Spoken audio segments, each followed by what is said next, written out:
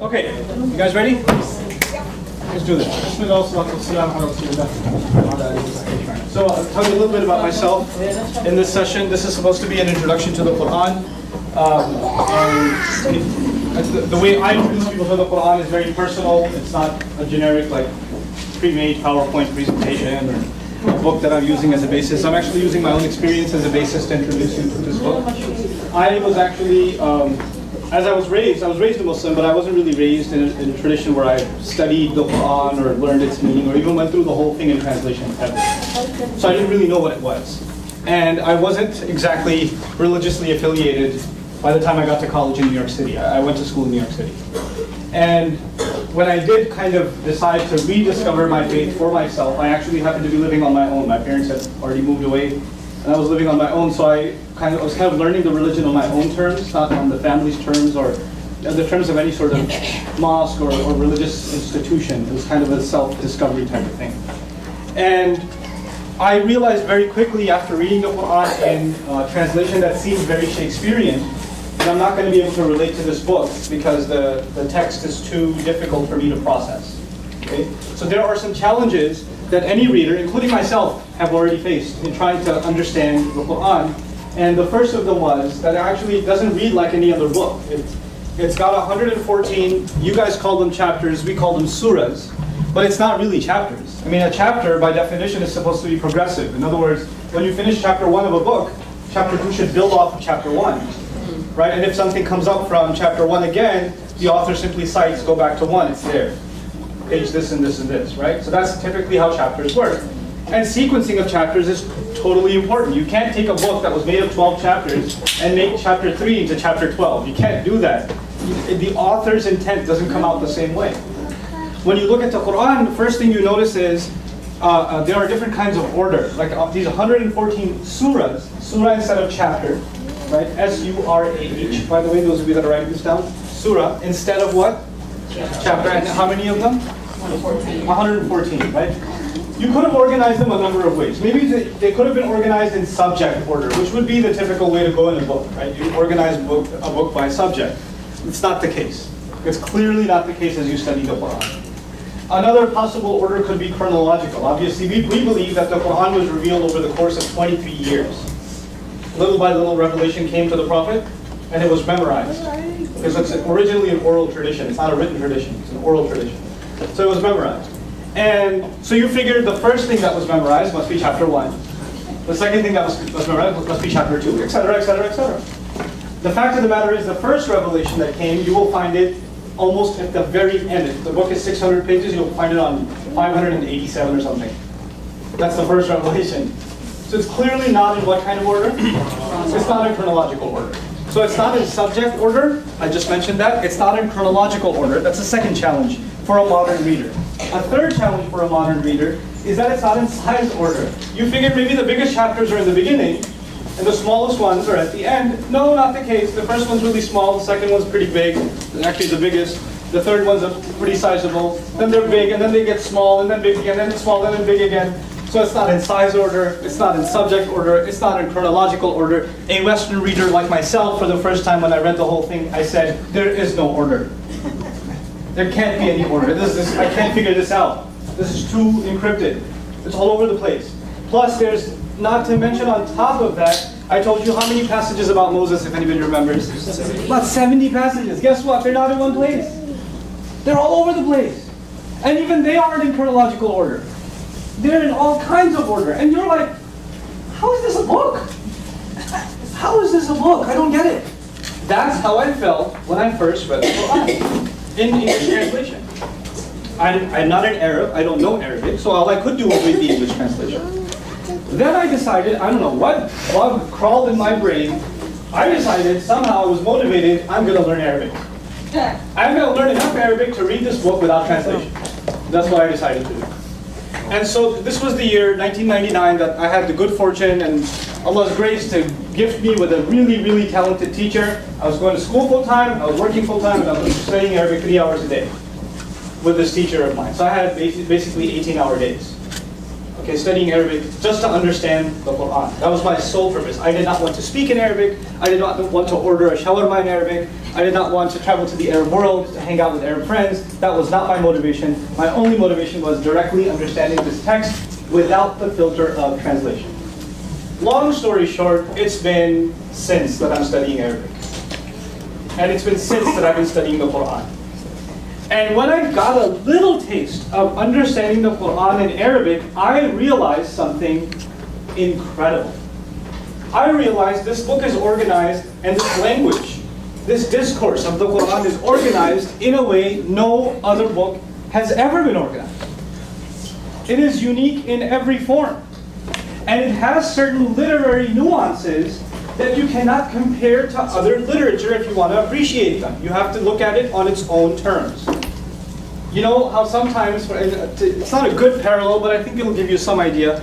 Sometimes somebody invents a new kind of music.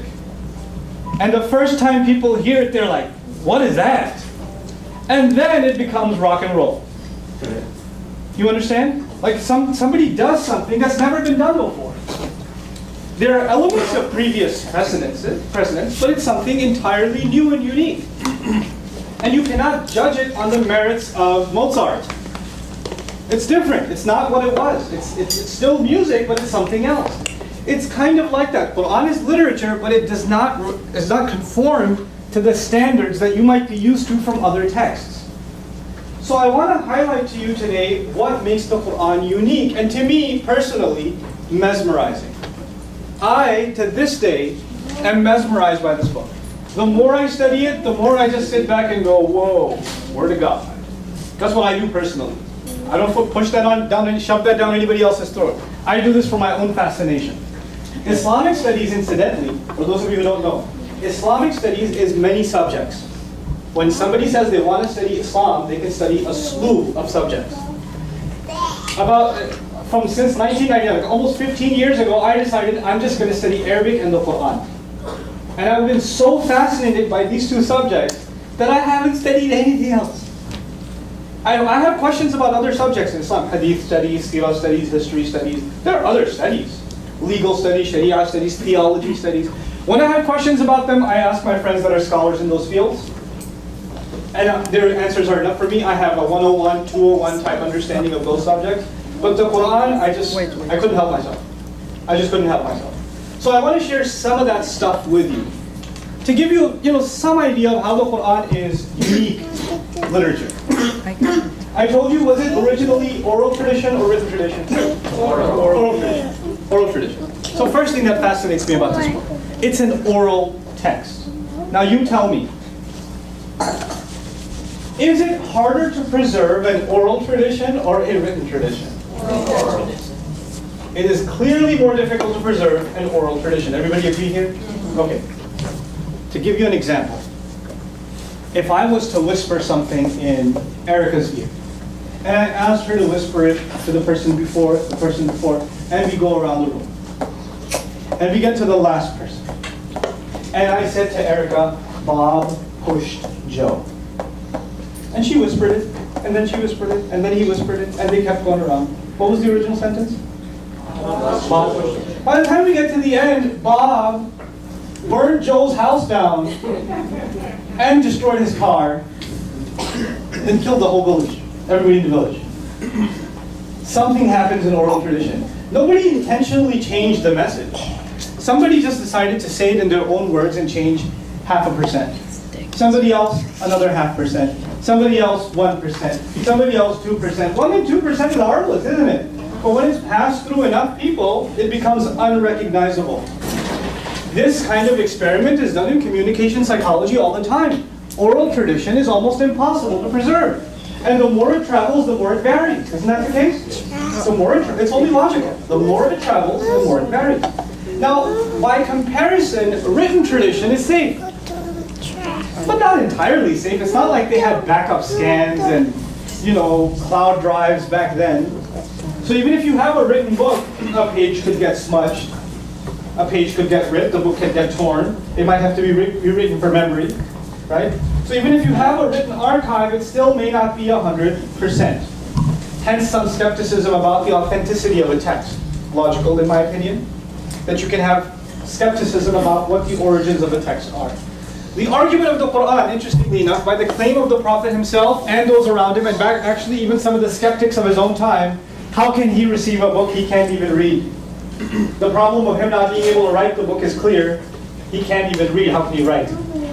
So it was only an oral expression. On top of that, when the book is actually compiled, it's compiled in a way that's not oral. It's written now, but it's not in the oral order as I mentioned, right? Which adds another layer of complexity. Here's what's fascinating. By the time this man's career, the Prophet's career, 23 years as a messenger, by the time it's over, between 10 and 100,000 people are becoming Muslim. The vast majority of them are memorizing, or a huge chunk of them, a couple of thousand of them are memorizing the entire Quran by heart, which is the equivalent today of about 600 pages. The most popular tradition in the Muslim world today is the memorization of the entire Quran. These people not just memorize the Quran, they travel far and wide. They leave the Arabian lands. They are cut off from the mainland. It's not like they're staying in touch by email either. This is ancient times. So once you're cut off, you're cut off. And if you want to send a message, it might take a couple of months. Because horses take their time. Right? These people move out and they're teaching Quran in their own villages, their own towns. If you go from a logical perspective, then the assumption should be that within a year, within 2 years, you should have 1,000 Qurans. That's what you should have. You should have an uncountable number of variations of an oral tradition. That's what you should get. Fast forward to 2013, today. The Irving Mosque has a Quran memorization program.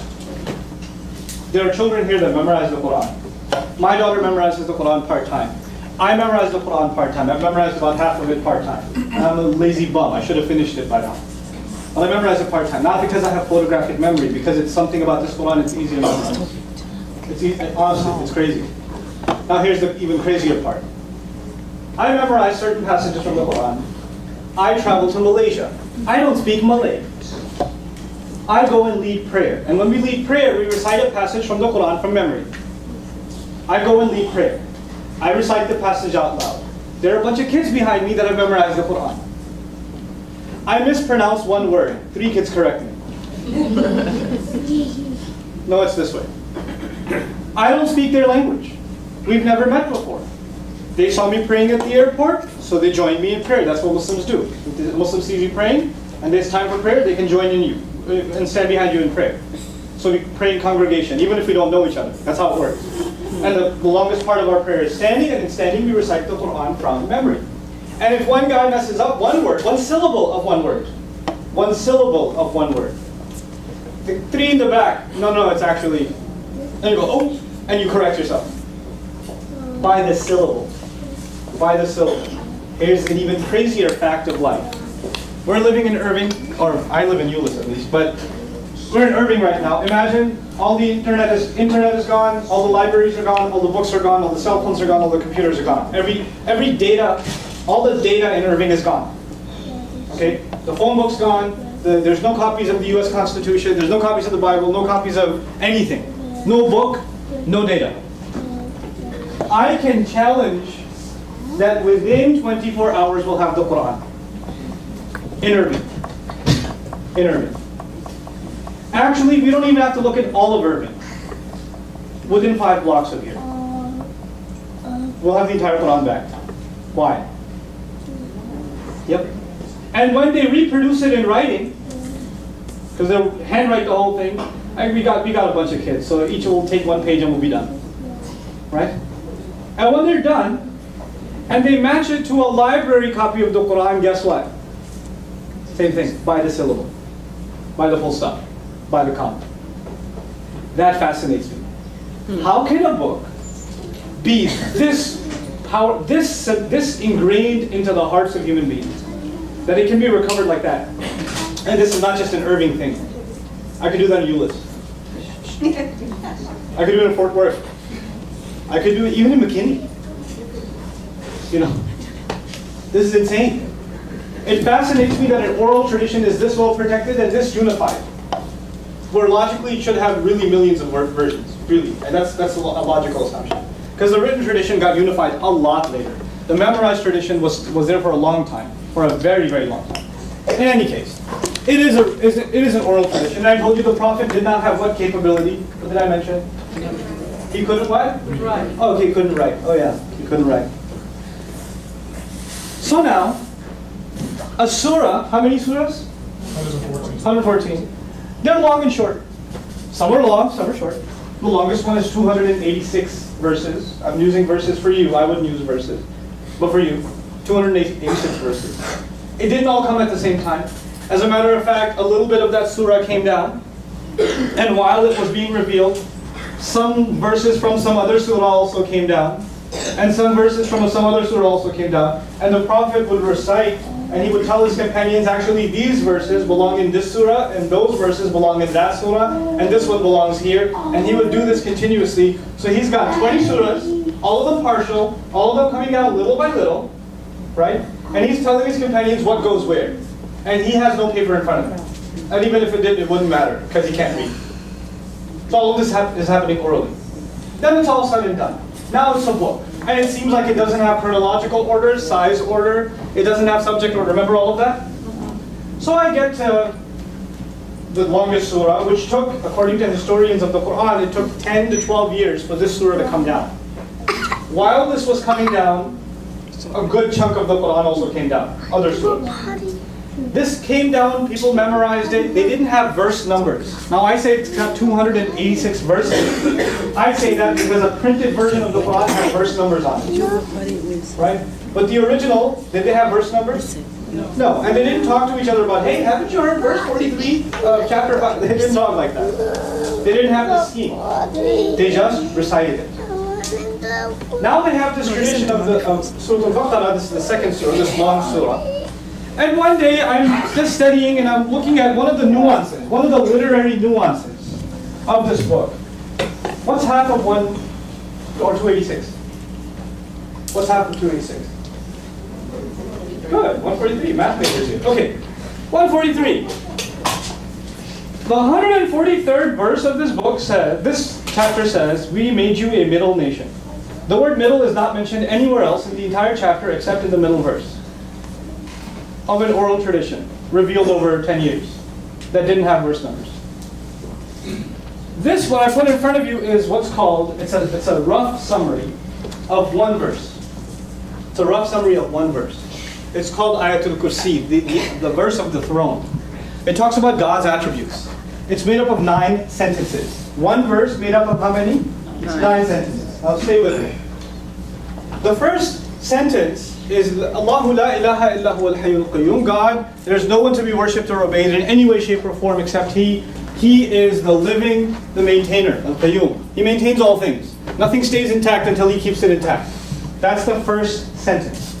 That first sentence mentions 2 attributes of God. The first of them is the living, and the second, the maintainer. The second sentence says, La ta'khudhuhu sinatun wa la nawm. Drowsiness does not get a hold of Him, neither does sleep. Now, drowsiness meaning the stage before sleep, sleep and soon to follow, right? Like the thing you feel when you're sitting in a classroom. Drowsiness, and then comes the sleep, right? Then he says, Lahu ma fis sama, that's second sentence. If you're not clear about a sentence, let me know.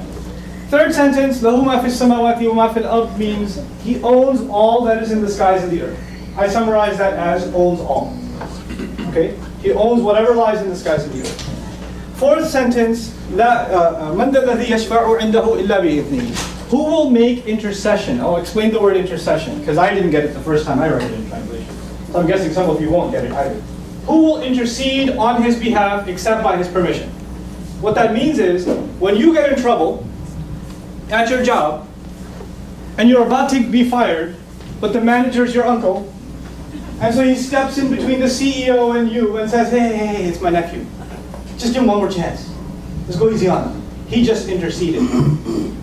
He interceded. You were about to get in trouble. You had a good hookup, who was your uncle, and he helped you out there. Okay? Or you just got pulled over. Police officer shows up at the window, and you're trying to get out of a ticket. You say, nice hat, officer. Didn't work. And then you're taking out your license, and yo, by the way, my brother is a cop. Oh yeah? What precinct? Oh, I know Frank. Okay, just be careful, all right? That little ID card from Frank interceded. You understand? When you use someone to kind of get you out of trouble, that's intercession. He says, who dare intercede before God except the one he gives permission to intercede? Nobody's going to come and say, hey, Lord, oh Lord, I know about to throw him in hell. Hold on there. He's with me. Not going to happen. Unless he will allow that to happen. Except by his permission. Okay.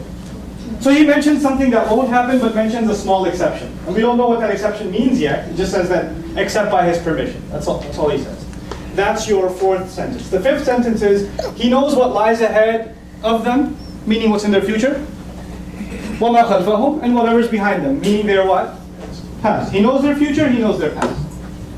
Then he says, وَلَا يُحِيطُونَ بِشَيْءٍ مِنْ عِلْمِهِ إِلَّا بِمَا شَاءَ. And they control, they encompass nothing of his knowledge, except what he lets them know.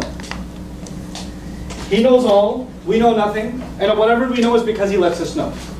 So what we know is the exception. The little that he let us know. إِلَّا بِمَا شَاءَ. Okay.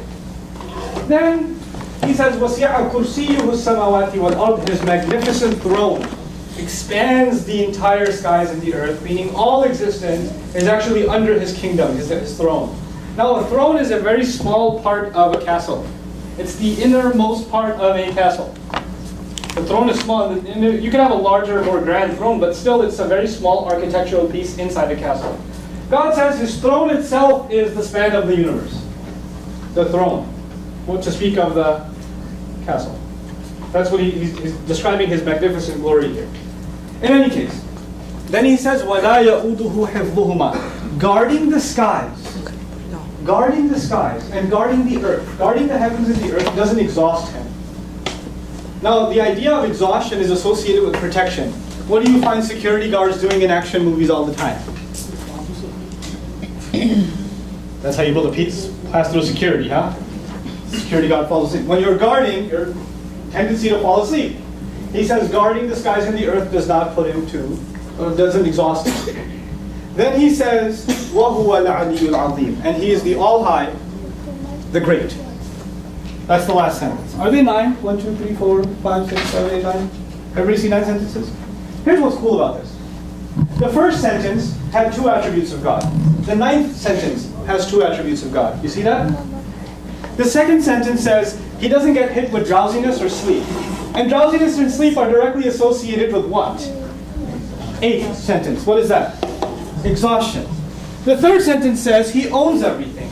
And the third last sentence says, his throne extends to everything. The fourth sentence says, nobody will make a case in front of him except, and here's the exception, if he gives permission. The fourth last sentence says, what does it say? They know nothing except what he lets them know. A sentence about exception here, a sentence about exception there. And the middle sentence conveniently says, he knows everything that lies ahead, and what lies behind. It's actually even almost in a literary sense, he knows the sentences that are coming and what were already mentioned. They're symmetrical. This is not an isolated incident in the Quran. There are hundreds and hundreds of examples of literary nuance in the Quran like this. And this is just one aspect of Quran's literary nuance. I want to give you another. This is an oral tradition, as I mentioned before. And in an oral tradition, when something gets memorized, you don't change its order. You just say it like it is. You repeat it hundreds of times. So there is no time for an editorial process. There's no time. One of my favorite declarations in the Quran is وَرَبَّكَ فَكَبِّرْ. Roughly translated, declare the greatness only of your master. Tahleel, can you write that for me in Arabic on the screen? Separated letters, please. You know what I'm going to do, right? So while you're doing that, I'll go to something else for a little bit. What do you want? I'll tell you. Just erase this. The Quran, for example, I'll give you another really neat example of how the Quran is organized. You have in the Quran several stories. One of my favorite stories is the story of Joseph. Story of Joseph. And that's the 12th surah of the Quran is dedicated to the story of Joseph. Okay. Do you want this in Arabic? Oh yeah. Well, let me try. Okay. Don't you erase that? I'm tempted. Okay. You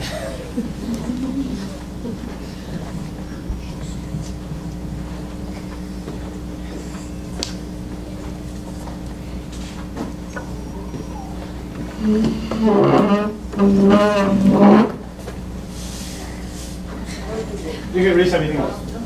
You forgot a cough. One bad marker. Ustad, you forgot a cough after the cough. Yeah, got it. Ah.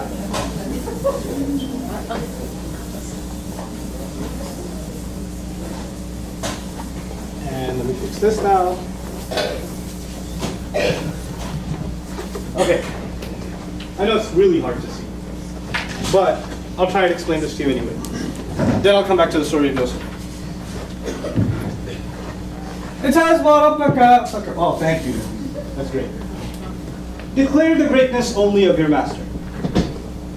Declare the greatness only of your master is what the verse says. It's one among many verses. It's a part of a conversation. So it's like I'm taking one sentence out of a passage, really, right? That's a beautiful declaration. Declare the greatness only of your master.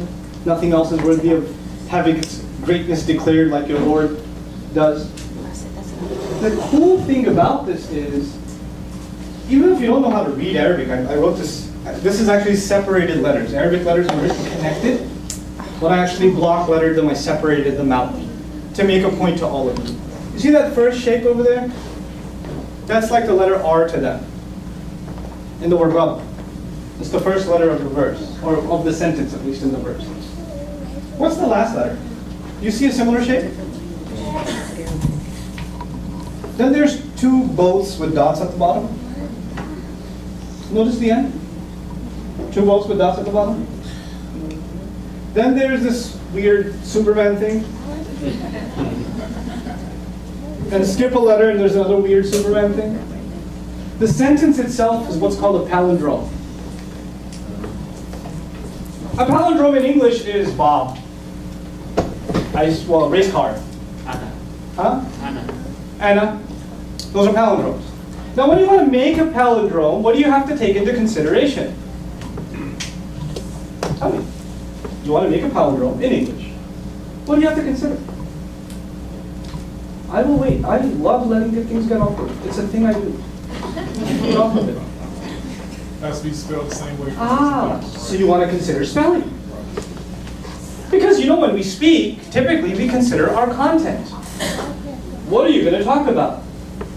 But in a palindrome, you have to compromise your content and you have to concern yourself with your spelling. And once you concern yourself with spelling, you have to compromise your content. It's no longer going to come out in what you wanted to say, because now you're more concerned about how it sounds. That's what your primary concern is. So when we do come up with palindromes in the English language, clearly meaning, function, communication is not, thank you. That's not at our forefront. We're not thinking about that. The declaration is, declare the greatness only of your master. Is that a meaningful statement? Is that meaningful? Yeah. And it's actually within a passage. It's not a separate sentence and the prophet comes out and says, hey, look at this. By the way, he can't even do that because he doesn't know how to what? Read. And to be able to say, look at the letters, you'd have to know the letters. He doesn't know the letters. He just says it. He just says it. And so we have, and this kind of thing was discovered like centuries after the Quran was put in print form. Like, oh, look at that. Oh, look at this. Look at this symmetry over here. Look at that symmetry over there. Look at this passage's symmetry. And I told you the story of Joseph, right? I was mentioning something about the story of Joseph. The story of Joseph, beautiful story. It's just absolutely fascinating in the Quran. 12th surah. It is in 12 parts. The story of Joseph is in 12 parts. The first 6 parts create a problem. The next 6 parts in reverse order solve the problem. The first part is he saw a dream. The last part is his dream gets interpreted. And everything works its way towards the middle in an oral tradition. That's what I mean when I say, and symmetry is just one thing I wanted to highlight today. Symmetry is just one of those things that people just don't know about the Quran. It gets lost in translation, or people don't even, like, who would want to study the Quran as literature? But this stuff fascinates me. Oh boy. I get just blown away by this stuff. I'll give you an example of something that doesn't have to do with symmetry. It has to do with how nuanced the language of the Quran is and how sometimes in translation stuff's missing. Okay? You guys know the story of Moses. You know this was coming. This had to be coming. So Moses he had a little bit of an extreme sports adventure early on in his childhood. What am I referring to? Huh? The basket. What was in the basket? Now this mother who's got to put her child in a flowing river inside a basket that has previously been tested for extreme rafting? No. No. And the poor woman has no choice. And she's got to take this baby and she's got to put this child inside the basket and let it float away. And as it sails away, a time comes when she can't see it anymore. She can't see it anymore. And at that point her heart sinks. And the Quran says, وَأَصْبَحَ فُؤَادُ أُمِّ مُوسَى فَارِغًا إِنْ كَادَتْ لَتُبْدِي فِيهِ لَوْلَا أَنْ رَبَطْنَا عَلَى قَلْبِهَا لِتَكُونَ مِنَ الْمُؤْمِنِينَ. The verse says, Moses' mother's heart was emptied out. It's like she became emotionally paralyzed. She was emptied out. You know what that means? When you go do something so shocking, you hear something so shocking, it hurts you so much that people do this and you don't blink. That's the expression farigan. You lost it. You don't eat, you don't talk back, you're just quiet, you're a vegetable. You're in shock. You're just in a complete state of shock. That's the expression. Then he says, إِن كَادَتْ لَتُبْدِي بِهِ. She almost gave up her secret. In other words, she almost ran out of her hut, running to the water and saying, my baby, my baby. But the problem with doing that is if she did that, who would find out? The soldiers would. That motherly instinct of wanting to run after her child, she had to crush within her. And that itself, first of all, the child's going, second, she can't even cry about it. She can't even scream about it. She has to fight her most natural motherly instinct. He says her heart was empty, voided out. She almost gave up her secret. لَوْلَا أَن رَبَطْنَا عَلَى قَلْبِهَا. Then he says, had we, meaning God, not tied her heart together, had we not kept it together. In other words, she would have run out doing what she was going to do as a mother, had we not kept her together emotionally. لِتَكُونَ مِنَ الْمُؤْمِنِينَ. So she could be from those who truly believe. Now, the reason I mention this particular beautiful, beautiful ayah is because her heart is talked about twice. Moses' mother's heart is talked about twice. Once when it got emptied out. Once when God held it together. Right? You guys following along? Once it was emptied out, once it was held together. The thing of it is, there is only one word in English for heart. Heart. The Arabic language has a number of words for heart. And the first time her heart was mentioned, a different Arabic word was used in the Quran. And the second time her heart was mentioned, another word for heart was used in the Quran. The first time the word fu'ad was used.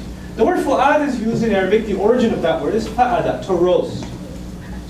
Fu'ad, a piece of flesh engulfed in flames, is called fu'ad. God describes her heart as one on fire. In Arabic, when a heart is overwhelmed emotionally by anger, fear, sadness, rage, you name it. If your heart is overwhelmed with something, it's no longer called just a heart, it's called a piece of flesh on fire. That's what it's called. When your heart is calm, however, it's just called the thing that beats. Qalb. Qalb literally comes from alteration or change, because the heart is constantly changing its position. It's beating. The first half of the verse uses the word fu'ad. The second half of the verse uses the word qalb. In other words, now in English, the first half of the verse uses the word heart on inflamed, engulfed, overwhelmed, overpowered. What was happening in the first half? Libby was flowing down the river and she was holding herself back. In the second half of the verse, God puts the fire out, calms her down so she can keep her cool. Now's the time to use what word? Qalb, the regular heart. The easy beating heart. This is the kind of stuff, her entire emotional journey is captured inside two words for the heart. Her psychological state is being described by these two words. That is not seen in translation. It's gone. It's gone. You don't see it. There's no way. Incredible stuff, at least to me. Yes, I don't have to know. 25 minutes more. Okay. So, last thing about Quran and translation. My personal project, as was mentioned previously, was when I started studying some of this stuff, I was like, man, people need to know. Not to proselytize people. I'm not interested in converting people to Islam. No, I just feel like this is a monumental work of, a contribution to human, the human library. We believe it to be the Word of God. That's what I believe it to be. That's what Muslims believe it to be. I feel like Muslims don't even know what this book is talking about. So many of us don't even know what it has to offer. So I wanted there to be kind of a literary education about this book. So when people talk about it, at least they talk about it in an educated way. Muslims are not. They should at least know what it's talking about, and not lose out stuff from the filter of translation. And that's why I did the series that I did a video series on the Quran, just the entire Quran, walk through the whole thing. I just walk through the whole thing. And especially I try to highlight the parts that are particularly controversial. Like, here's a fun quote from the Quran, kill them wherever you find them. It's from the Quran. I can tell you. You don't have to watch the news to hear that quote. I'll tell you myself. It says kill them wherever you find them. And I love talking about it too. Oh, I love it. You know why? Because I believe if it's properly explained, without washing the meaning down, without watering it down, genuinely talking about the text in its original historical context, I have no shame in talking about it, and I'm actually proud of it, and I think any civilized human being would be too. That's what I think. It's just not talked about it that way. Is it possible that a text can be manipulated? Yes. Tell me about it. Tell me about it. I'm sitting on a plane sometime, person's sitting next to me, I'm reading the Quran in Arabic. They're like, what you reading there? I'm like, Quran. And that makes for some fun conversation, Sometimes it doesn't. Sometimes it's awkward silence after that, like, can I check my seat? Awkward. Or sometimes it makes for some fun conversation. Doesn't that book say to kill everybody? It's like, well, you're alive. What is it actually? What is it talking about? You know what? If it's maybe some other sessions, I might explain that stuff to you guys. Let's take all the verses that are quoted all the time, that are used as a basis to say these Muslims. Oh, you watch out for these Muslims. Look at what their book says. You know what? I don't like to play that game, because if you want to play that game with any book, you can. With any book, with any religious tradition, it's easy to play that game. But to actually go and talk to someone and say, I heard this is what it says. What's it actually talking about? How have you guys understood this for 1,400 years and not had a problem? And how come nowadays there's this chaos? That's a discussion to be had. That's something we need to understand. I honestly, in my final comments, I just want to say this book deserves to be understood for what it really is, for what it really has to say. And I hope I can make some contribution towards that. And I hope that you guys, the ones, especially those of you that are visiting us today, I welcome you to stay in touch with me, with the people here, the wonderful people here that have put this program together. I actually am not an official part of the mosque. I'm just a community member. My school's across the street. I teach Arabic across the street. Okay, what used to be the old Nokia building. I have an Arabic school right there. Right? But I come help out whenever I can.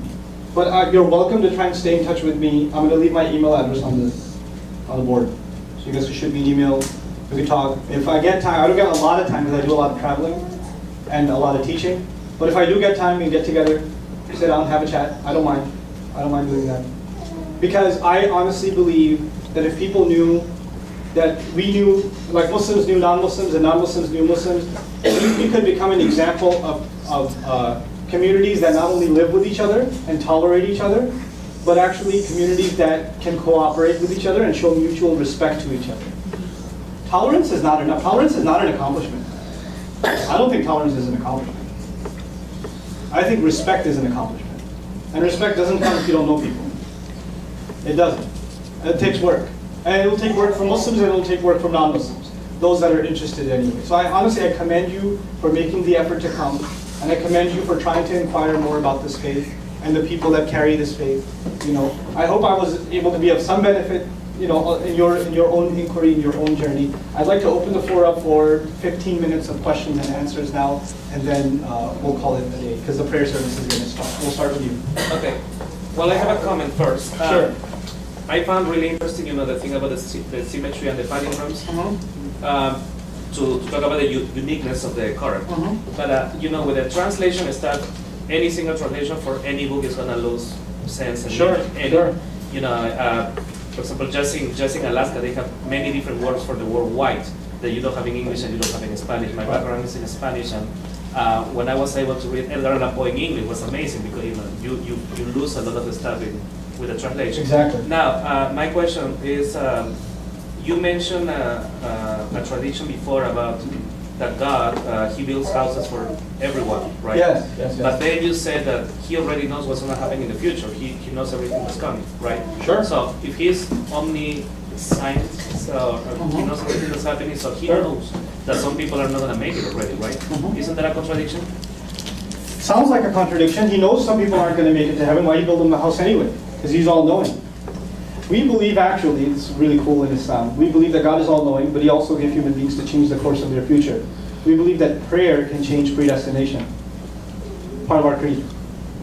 Part of our creed is the only thing that can alter the change of your course of your future, because God knows everything that's going to happen. But He can decide to change that course on one condition: your request to Him. It's pretty cool. It's a very unique nuance to the predestination discussion in Islamic theology. Isn't that opposed to free will? I'm sorry. Yeah. Isn't that opposed to free will? No. Because it's God's decision to change what is free. Oh, so the free will question is the oldest question in philosophy, right? Our response to it is actually very practical. So there's two issues here. We believe that guidance is a component of two things: human beings making a decision and God assisting them. Two functions. But the first of them has to be the human being making his decision according to Quranic text. The decision to do the right thing has to come from you, then help will come from God. We don't believe success comes from human effort.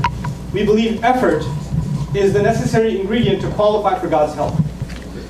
So if I, for example, am successful in my business, it's because I did a lot of work which that hard work qualified God's help to come. But it's not my hard work that got there, it was actually the divine aid that got me there. So that we combine both of those issues in Islam. Okay. Yes? Can you very quickly, if it's possible, you said killed them where you find Oh my God, you want to know about that one? I've never heard that, so. So cool. I mean, So cool. I'll tell you what it's talking about.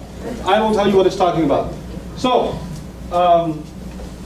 anybody ever see Red Dawn? Yes. Yeah. The old one or the new one? The old and new. The old and the new? The old one was better. It was. The old one was better. I had the craziest experience watching Red Dawn. On watching this film, you guys know what I'm talking about or no? How many people don't know? Oh my God, seek forgiveness. Anyway.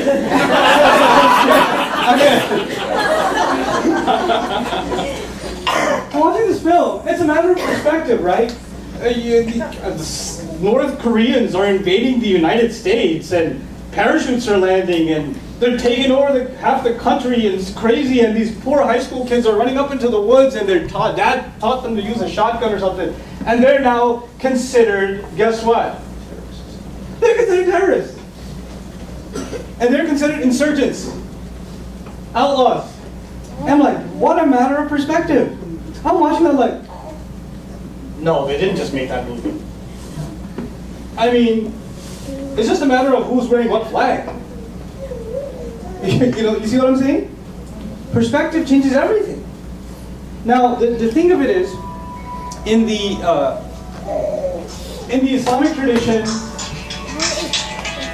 that's a new one. In the Islamic tradition, the Prophet, peace be upon him, peacefully started a call to Islam in a city called Mecca at the age of 40. Invited people to this religion, started reciting the revelation that was coming to him. Some people accepted it, most people didn't. People got more and more offended as he continued to recite it. So there were attempts on his life. Then there were attempts on the lives of people who followed his faith. It got to the point where they couldn't live there anymore. So they had to actually secretly escape to another city. leaving behind their businesses, their homes, their families, in some cases. Some people were killed, tortured to death, while not fighting back. They make it to another city where they were welcomed. Most people did accept the faith there. A sort of conglomerate government was formed with the cooperation of Christian and Jewish communities. Medinan society was formed. And then they started preparing for battle with the city they ran away from.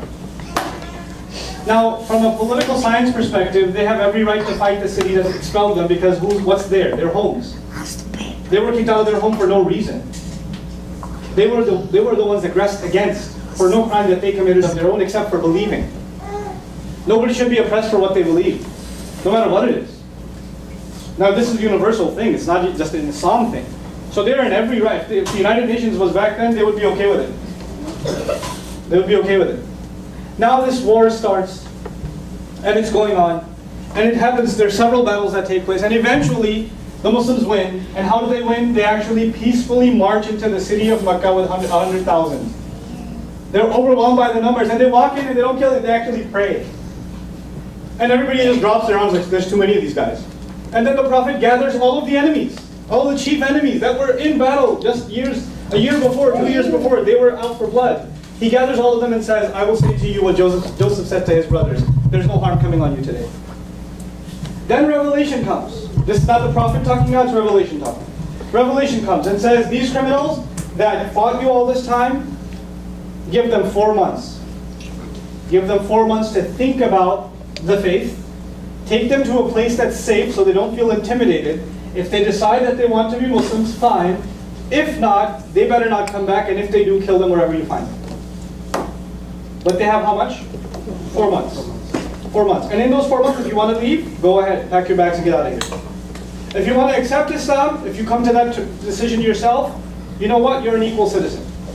And if not, you don't take prisoners. We're not taking prisoners. But until those 4 months, you are free to do what you want. This is the specific context of that declaration. It is not a universal Muslim foreign policy. It has actually nothing to do with what will happen after the prophetic tradition, because we believe that the punishments of God, like the flood of Noah, or earthquake or fire from the sky, or the town sinking into the ground, those kinds of punishments come from God. You know when they come? When a messenger is in the flesh with the people and he's rejected, then God's wrath comes.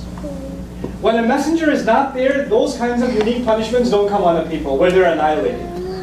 It's only at the final rejection of a messenger. And by the way, let me add something else. When the flood water reaches up to here,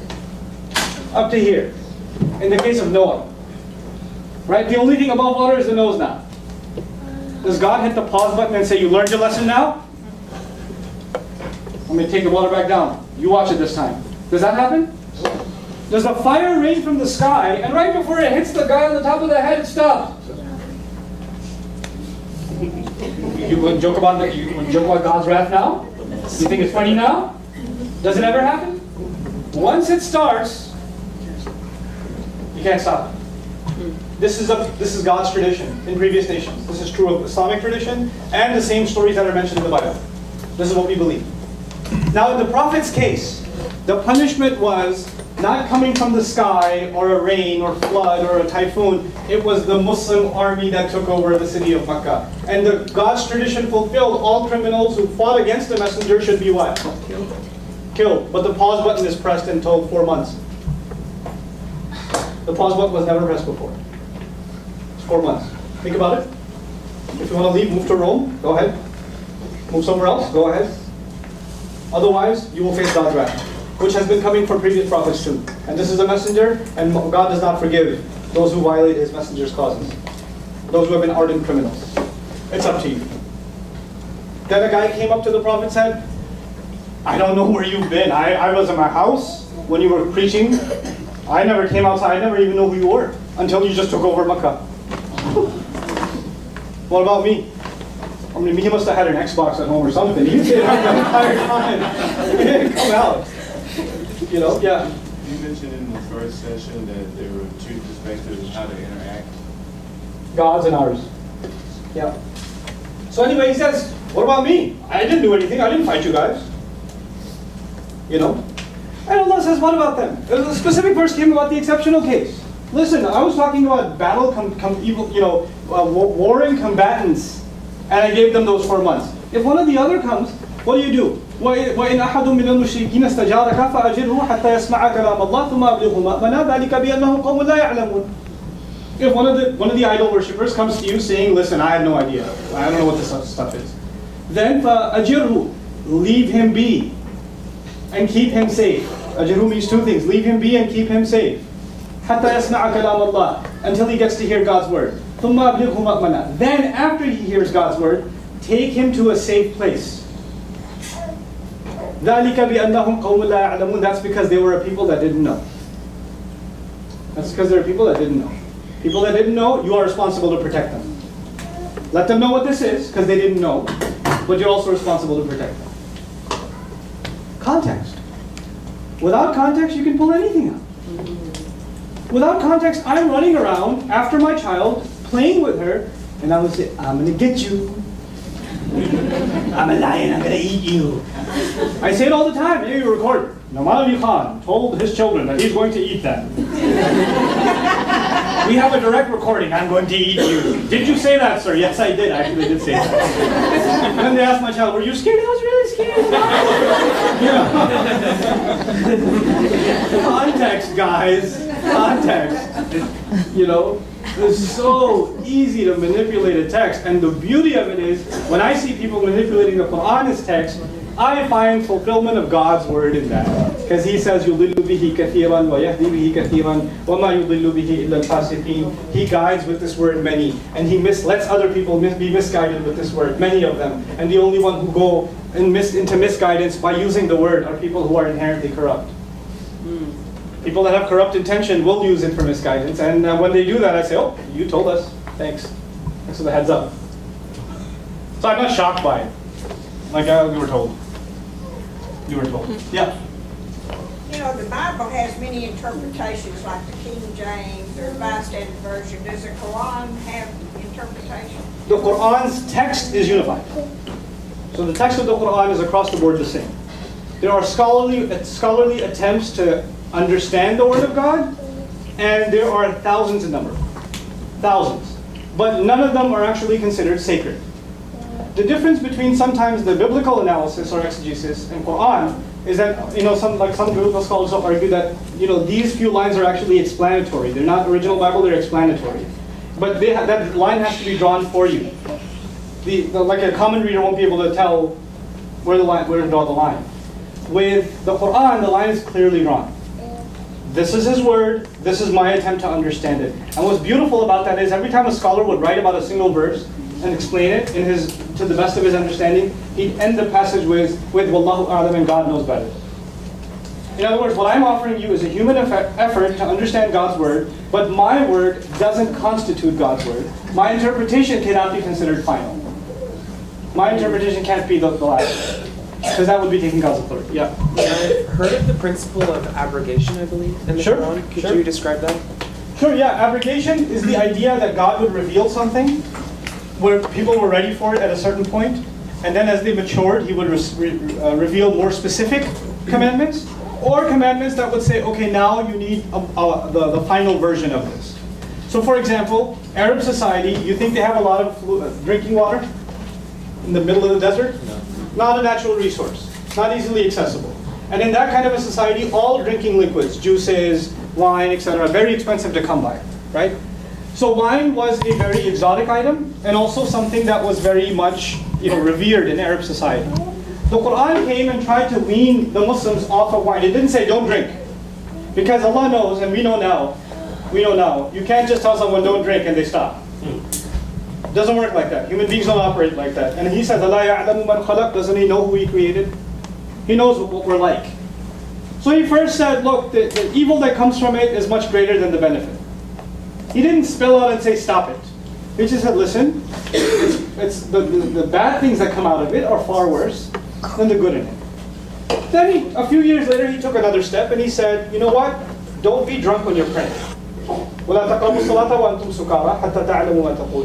Don't come near the prayer while you're drunk until you know what you're talking about. So at least respect the prayer. Now the thing with prayer is Muslims pray 5 times every few hours, which practically, either you're going to drink or you're going to pray, because, you know. And even if you are going to drink, you can't drink too much anymore. Why not? Because if you drink too much, it takes a while to wear off. And prayer is coming. So if you're going to fulfill this commandment, practically, it came to an end. Then the final commandment about alcohol came, and that was, it is رِجْسٌ مِّنْ عَمَلِ الشَّيْطَانِ فَاجْتَنِبُوهُ هَلْ أَنْتُمْ مُنْتَهُونَ. It is from the abominations of the work of the devil, stay away from it. Are you going to stop or what? فَهَلْ أَنْتُمْ مُنْتَهُونَ. That's what he said. Are you going to stop? Now this was the final word. That's what we mean by abrogation. In other words, something was given in lighter form, then more, then solid, then more solid. It didn't start that way. He didn't start, it's evil, it's from the devil, stop it. You know? I, again, personally, see it. You're free to disagree. I don't call you satanic people if you drink or whatever. I'm not saying that. I see the evils of alcohol in my community, though. I can see it. I remember when Irving was a dry county, and I can see the difference when it's not. I can see it. I mean, look at the crime statistics. You can tell. You can tell. The effects of alcohol. You want to know the effects of alcohol? Go to an ER on a Friday night. How many lives? How many lives? Oh, I believe it. You know, it doesn't take me any convincing. You know. So he says the harm is greater than the benefit. Somebody goes, well, it's good for your blood supply, and it's good for this, or it's good for that, and you know, it's a good relaxer. Well, you can't watch football without it, etc., etc. Okay, well, you know what? God doesn't say. The first step wasn't stop it. The first step was, look, the harm that comes from it in a society is far greater than the benefit that comes. The evil consequences of it are huge. So And with that, we have prayer coming up, so we have to stop now. all right. Thank you so much, Ustad. On behalf of Islamic Center of Irving, we'd like to Thank you for my email address on there, so everybody has it. So you guys, I'll leave my email address, and we'll write it down in Arabic at the put that on the board. You can take that. Hope to hear from you. Thank you so much for listening. Everyone, you're more than welcome to stay.